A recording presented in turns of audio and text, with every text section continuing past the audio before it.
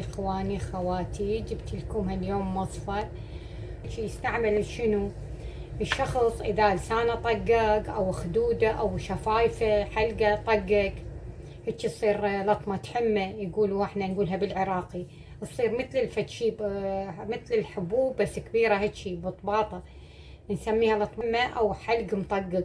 من واحد يتمرض بخار البطن يصير من يشوط، اكو بعض الاحيان ناس من يصيرون عصبيين ويشوطون يصير بحلقهم لطمه حمى لامر ما، بعد ما اعرف شنو اسباب. هذا نبات الحليلج، هذا نبات الحليلج هيك يصير شكله، اكو يصير اخضر اكو يصير اسود، هذا اسود نبات الحليلج. عند العطارين يعرفوه، بعد بالدول الثانية العربية شنو اسمه ما اعرف، يعني انتم بالدول العربية الثانية تقدرون تروحون للعطار من تقولوا له العلاج اكيد العطار يعرف. هو هذا الحليلج نبات نسوي نغسلها، هاي الحليلج هاي الوحدة واحد يغسلها ويحطها بحلقة ويظل يمص بيها.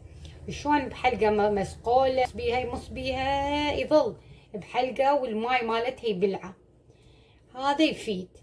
واحد يقدر 2 يستعمل باليوم أكثر، يمص الماي مالتها، بعدين يشوفون ما شاء الله الطق يراح، وظل نستمر لما ما يوميا نستمر، أقل شي 2 3 صغار، إذا صغار هم 3، يعني واحد يحط يمصها مثل الحامض حلوة، مثل فد شي صلب، مثل شي ويمص بيه، نحطها بالحلق والماي مالتها ناخذه، هو الماي هو العلاج. ماي هاي الحليل الجايه نحطها بالحلق، من واحد يحط حاجه بحلقه رأسا سبحان الله هو الحلق يفرز ماي يعني، فهذا الماي يتداخل ويا هاي الحليل الجايه، فالماي مالتها نبلعه. والواحد اللي يعني الحمد لله يعني هوايه مجربينها حليلج، يا ما ناس صار عندها هيك وراحت للدكاترة وينطوها ماكو فايدة.